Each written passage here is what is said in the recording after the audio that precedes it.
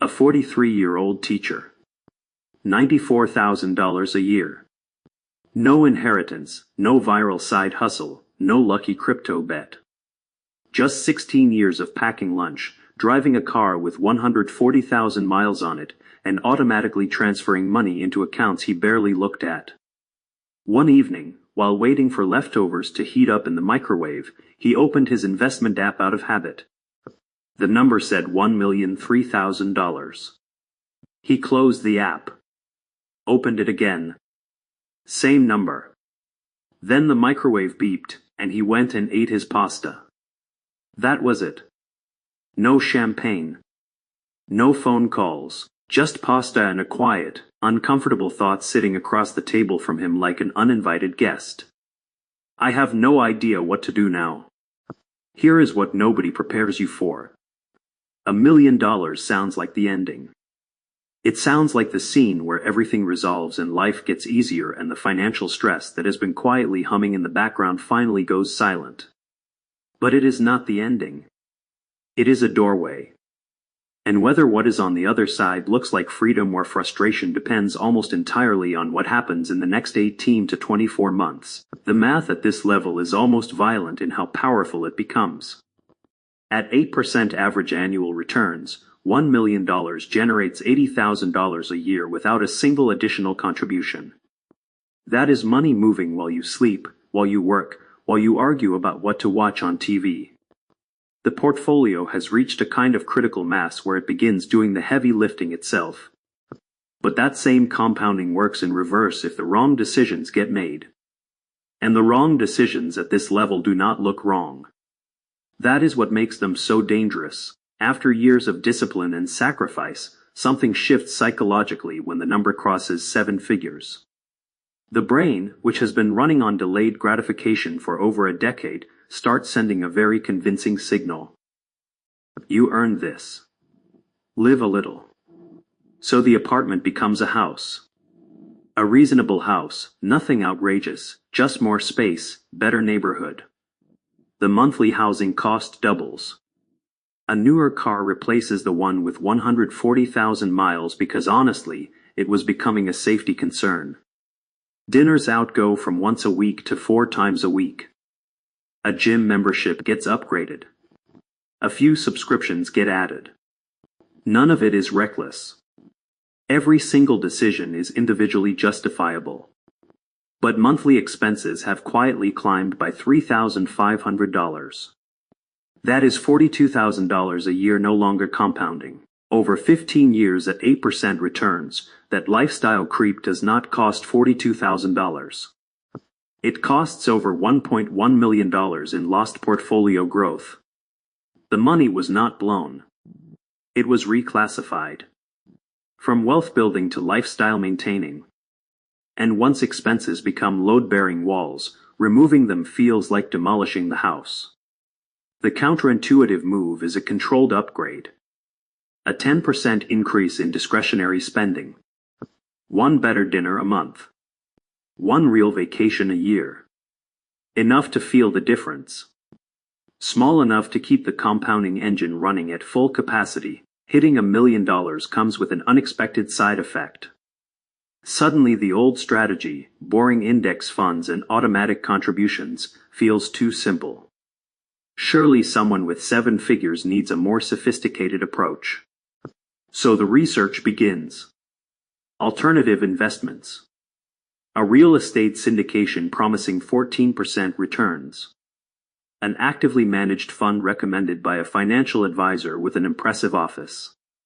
Individual stocks in companies that seem obviously undervalued. A small crypto position just to have exposure. Here is what the data actually says about this instinct. According to independent fund performance tracking, more than 90% of professional fund managers with full research teams, Bloomberg terminals, and decades of experience fail to beat a basic index fund over any 15-year period. 9 out of 10 professionals cannot outperform a fund that simply owns everything and charges almost nothing. The cost of that actively managed fund charging 1.2% annually sounds invisible on paper.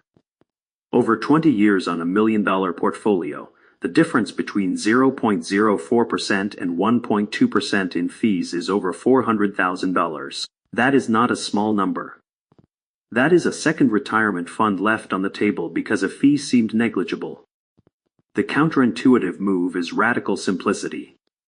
3 funds. A total U.S. stock market index. A total international stock market index. A bond allocation appropriate for your age. Annual cost around 0.04%. Rebalance once a year. Close the app. Go live your life. Boring is not a compromise at this level. Boring is a competitive advantage. This is the quietest mistake and the most expensive one. After crossing the $1 million mark, losing money feels categorically different. A 10% market correction used to mean watching $50,000 temporarily disappear. Now it means $100,000. The number is the same percentage, but the emotional weight is not even close. So a large portion moves to bonds and cash. The account gets checked daily, sometimes twice. When the inevitable correction comes, the fear of losing what took 16 years to build overrides every rational thought about long-term strategy. Positions get sold at the worst possible time. And here is the painful irony. Becoming conservative at exactly the moment when compounding is most powerful is the most expensive timing mistake possible. Missing just the 10 best trading days in the market over a 20-year period cuts total returns nearly in half. The money set aside to feel safe actually ends up in significantly more danger. The counterintuitive move is automation. Contributions set to move on the first of every month regardless of headlines, market mood, or personal anxiety. The strategy does not depend on confidence or emotional state. When corrections happen, automated contributions quietly buy at lower prices without requiring a single courageous decision. 2 people. Same starting point. $1 million each. One keeps the savings rate intact, stays in low-cost index funds, optimizes taxes, automates everything, and gives the compounding math room to work. One upgrades the lifestyle, chases slightly better returns, pays higher fees, and lets fear drive a few decisions during downturns. After 15 years, the first portfolio sits near $4.7 million. The second sits near $1.9 million. The gap is not explained by smarter stock picks, higher income, or better market timing. It is explained entirely by behavior. The mindset that builds the first million is offensive. Accumulate. Sacrifice. Push. Add more. The mindset required after the first million is almost the opposite. The primary job becomes not fumbling, not reacting, not letting the anxiety of real money at stake trick you into moves that feel productive but create drag. The people who watch 1 million become 5 million are not the most sophisticated investors in the room. They are the ones disciplined enough to be genuinely, deliberately boring for 15 years while the math did what math does when you stop interfering with it. The pasta gets eaten. The microwave beeps again. Tomorrow looks identical to yesterday, and the number keeps climbing.